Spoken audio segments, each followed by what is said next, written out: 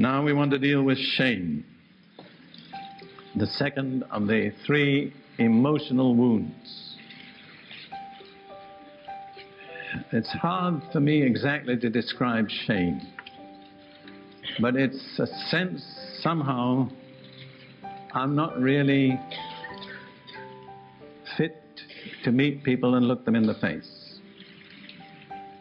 Very often a person who's suffering from shame will, without realizing it, avert his or her eyes or lower them because I'm just not worthy to look you in the face. Shame is debilitating. It keeps us from functioning as healthy human beings.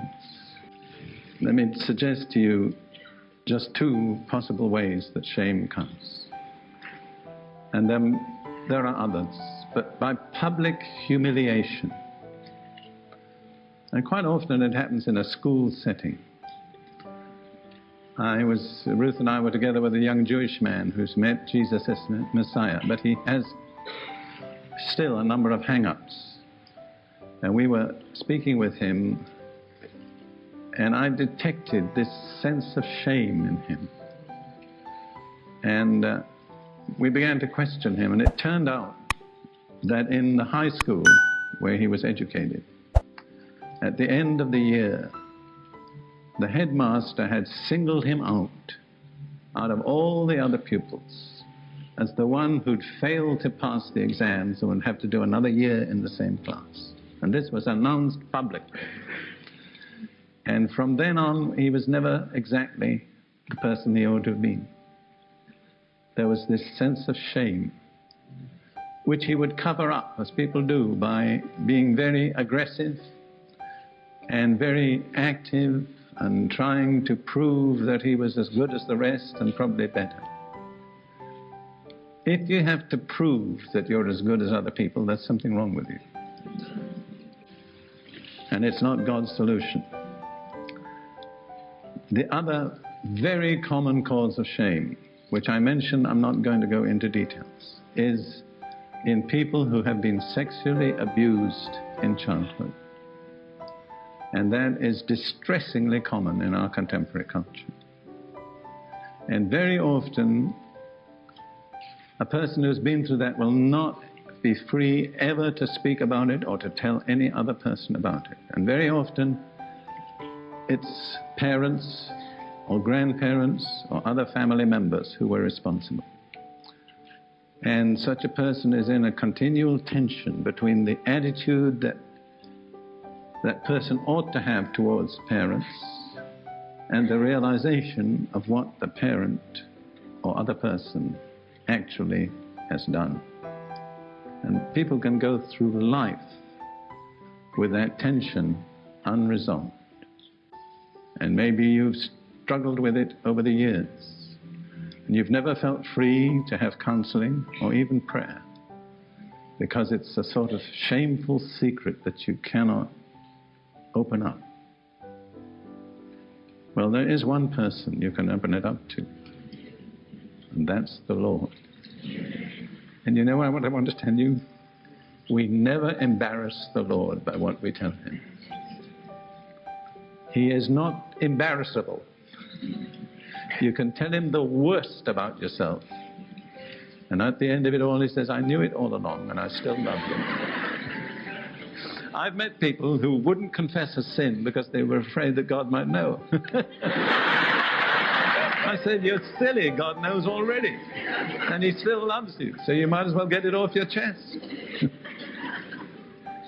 Now, the remedy is Jesus.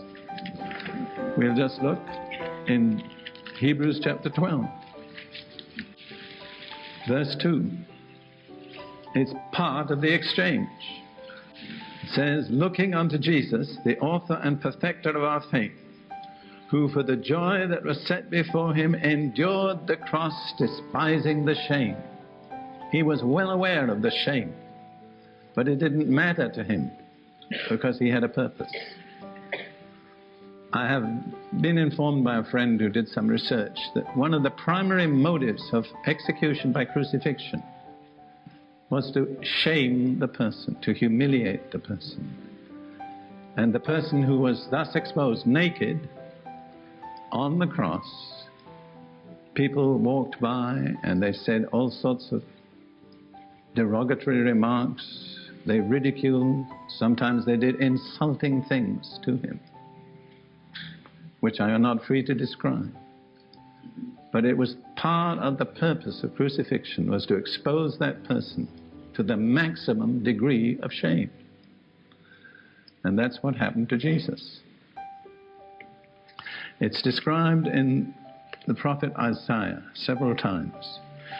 I don't know whether you realize that the New Testament is very objective about the sufferings of Jesus.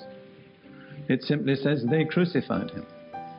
It doesn't go into any details. It doesn't reveal any of his subjective reactions. But in the Old Testament, in the book of Psalms, and through the prophets, there are many intimate revelations of what happened inside Jesus at this time. And we read just a few from Isaiah. Isaiah chapter 50, verse 6. This is a preview of Jesus. It says, Isaiah 50, verse 6, I gave my back to those who struck me. Remember, he gave his back. He didn't have to. He could have refused. He could have consumed them with a word. But he gave his back. He didn't struggle. He didn't resist. He gave. And my cheeks to those who plucked out the beard. I did not hide my face from shame and spitting. He was exposed to shame. They spat on him. That's shameful. Isaiah 52:14.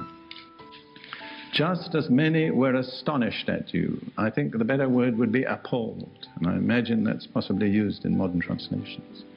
Just as many were appalled at you, so his visage, his countenance was marred more than any man, and his form more than the sons of men. What that actually means is he lost the appearance of a human being.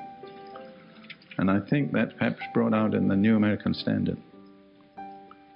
So terrible and disfiguring were his sufferings that he didn't look like a human being. And then in Isaiah 53, verse 3, it says, he is despised and rejected by men, a man of pains and acquainted with sickness, and we hid, as it were, our faces from him. He was despised, and we did not esteem him. That means, I understand, that we were ashamed to look at him. We just couldn't bear to see what had happened to him.